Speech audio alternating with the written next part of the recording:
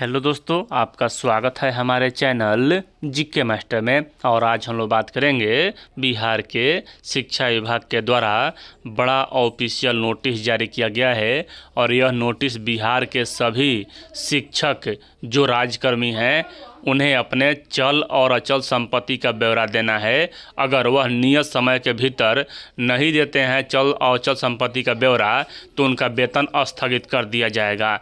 कौन से महीने का वेतन स्थगित किया जाएगा, तो चलिए आपको पूरी अपडेट यहाँ विस्तार पूर्वक नोटिस जारी किया गया है। इससे पहले अगर चैनल पर नए हैं तो चैनल को सब्सक्राइब शेयर और लाइक कीजिएगा। देख लीजिए यहाँ बिहार सरकार शिक्षा विभाग प्रेषक बैजनाथ यादव भारतीय प्रशासनिक सेवा सचिव शिक्षा विभाग सेवा में यहाँ राज्य परियोजना निदेशक बिहार शिक्षा परियोजना परिषद निदेशक प्राथमिक शिक्षा निदेशक माध्यमिक शिक्षा, यानी कि इसी में सभी बीपीएससी से नियुक्त शिक्षक आ चुके हैं प्राथमिक शिक्षा और माध्यमिक शिक्षा में। निदेशक माध्यमिक शिक्षा कार्यालय बुध मार्ग पटना, शोध एवं प्रशिक्षण मध्याह्न भोजन योजना SCERT पुस्तकालय, जन शिक्षा निदेशक प्रशासन सह सचिव निदेशक उच्च शिक्षा और निदेशक बिहार राज्य शैक्षणिक आधारभूत संरचना निगम लिमिटेड, निदेशक यहाँ मुख्य सचिव मुख्य बिहार विद्यालय परीक्षा समिति, यहाँ मदरसा संस्कृत बोर्ड मगही मैथिली भोजपुरी बांग्ला सभी अकादमी, यानी कि सभी को यहाँ पॉइंट टू पॉइंट अपडेट दे दिया गया है। निदेशक जगजीवन राम, सभी निकासी एवं व्यय पदाधिकारी शिक्षा विभाग। कहा जा रहा है कि दिनांक 8/1/2025 विषय क्या है, तो चल एवं अचल संपत्ति का दायित्व की विवरणी समर्पित करने के संबंध में महाशय उपयुक्त विषयक समान प्रशासन विभाग के पत्रांक संख्या इतना 23/12/2024 एवं प्रशासनिक सुधार मिशन सोसाइटी समान प्रशासन विभाग के पत्रांक संख्या इतना 27/12/2024 द्वारा घोषित पत्र संलग्न करते हुए कहना है कि विभाग के सभी उपक्रमों के समूह क ख ग के सभी पदाधिकारियों एवं कर्मचारियों की चल एवं अचल संपत्ति का तथा दायित्व की विवरणी दिनांक 15/3/2025 तक प्रशासनिक सुधार सोसाइटी के को उपलब्ध कराना अनिवार्य है।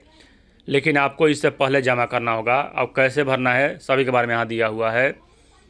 उपयुक्त के आलोक में आपको निर्देश दिया जाता है कि अपने अपने संबंधित निदेशालयों के सभी पदाधिकारी कर्मचारियों की सूची संलग्न प्रारूप में CD के साथ दिनांक 10/1/2025 तक एवं उसकी सूची अनुरूप सभी पदाधिकारी कर्मचारियों की चल एवं अचल संपत्ति का दायित्व का ब्यौरा यहाँ 15/2 तक तथा IT मैनेजर शिक्षा विभाग को उपलब्ध कराना सुनिश्चित करेंगे। तत्संबंधित दिशा निर्देश निम्न प्रकार है। सबसे पहले क्या, तो अंग्रेजी में सभी फॉर्म भरे जाएंगे। जो फॉर्मेट दिया गया है उसी फॉर्मेट में सूचना उपलब्ध कराएंगे।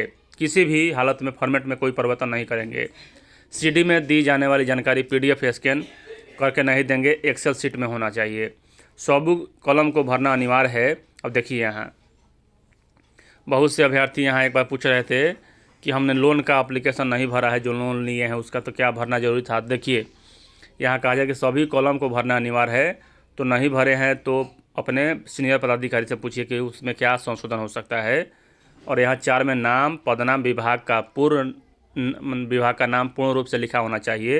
अपूर्ण या छोटा नाम नहीं होना चाहिए। उदाहरण के लिए SO के लिए सेक्शन ऑफिसर लिखें, ऐसा नहीं है कि SO लिख दे और मालूम चले कि शिक्षा विभाग को यह क्या है। शॉर्ट नेम शॉर्ट डिजाइन किसी भी हालत में नहीं भरा होना चाहिए। और name of the office employ department दोनों अलग अलग सूचनाएं भरें। उदाहरण के लिए यदि आप शिक्षक हैं तो नेम ऑफ ऑफिस में अपने मूल स्कूल या कॉलेज का नाम लिखें। डिपार्टमेंट नेम होगा शिक्षा विभाग। देख लीजिए यहाँ यह सब कुछ अच्छा दिया है, स्पष्ट भाषा में दिया है। और मतलब कि GPF CPF प्राण तीनों में जिनकी जानकारी आपके पास है उसमें सही से भरें। डेट ऑफ बर्थ यहाँ डेट मंथ ईयर के फॉर्मेट में होना चाहिए। उदाहरण के लिए यदि आपको आपकी जन्म तिथि मतलब कि यहाँ 1 जनवरी 1979 है तो आप 1/1/1979 लिखेंगे। संवर्ग यानी कैडर पूर्ण रूप से लिखा होना चाहिए। उदाहरण के लिए Bihar administrative service for BAS, Bihar engineering service for BES short form का उपयोग ना करें। 9 में कहा जाए गृह जिला होम डिस्ट्रिक्ट का नाम सही लिखें। यदि एम्प्लॉय दूसरे राज्य के निवासी हैं तो वे जिले के नाम के साथ राज्य का नाम भी लिखेंगे। उदाहरण के लिए गाजीपुर उत्तर प्रदेश और थाने महाराष्ट्र, गुमला झारखंड ऐसे लिखेंगे जो अदर स्टेट के हैं वह। आप किस क्लास बाई ग्रुप 1 2 3 के लिए संबंधित उसकी सही जानकारी दें। संपत्ति का विवरण 3 पन्नों में तैयार संबंधित नियम। सबसे पहले चल अचल संपत्ति का दायित्व की विवरणी A4 साइज सफ़ेद कागज़ के रंग पर ही किया जाए। विवरणी कंप्यूटर टंकित हो तथा हस्ताक्षरित एवं मैनुअल टाइप डाटा को स्वीकार नहीं किया जाएगा। विवरणी पृष्ठ के एक ही तरफ टंकित हो ताकि डाटा स्कैनिंग में कठिनाई न हो। विवरणी के प्रत्येक पृष्ठ पर संबंधित पदाधिकारी कर्मी का हस्ताक्षर होना अनिवार्य है तथा सभी कॉलम पूर्ण रूप से भरे हों। संपत्ति विवरणी को स्कैन करते समय यह ध्यान रखा जाए कि स्कैनिंग 150 PDI पर किया जाए ताकि वेबसाइट पर इसे अपलोड करने एवं देखने में कठिनाई न हो। हाथ से लिखा हुआ अपूर्ण सूचना किसी भी हालत में स्वीकार नहीं होगा। साथ में कहा जा रहा है कि एक DDoS के अधीनस्थ जितने भी कर्मचारी एवं पदाधिकारी क्लास 3 के हैं उनकी सूचना अवश्य होनी चाहिए। उसके बाद DDoS यह आश्वस्त हो लेंगे एवं प्रमाण पत्र देंगे कि उनका अधीन जितने भी कर्मी हैं उनका कोई छूटा हुआ नहीं होना चाहिए। बाद में उनका रजिस्ट्रेशन किसी भी हाल में नहीं होगा। DDoS अपना मोबाइल नंबर एवं अपने कार्यालय के किसी ऐसे कर्मी का मोबाइल नंबर अवश्य अंकित करेंगे जिन्हें उस कार्यालय के सभी कर्मचारी के बारे में जानकारी हो। सूचना नहीं देने वाले DDoS का फरवरी 2025 का वेतन स्थगित रहेगा।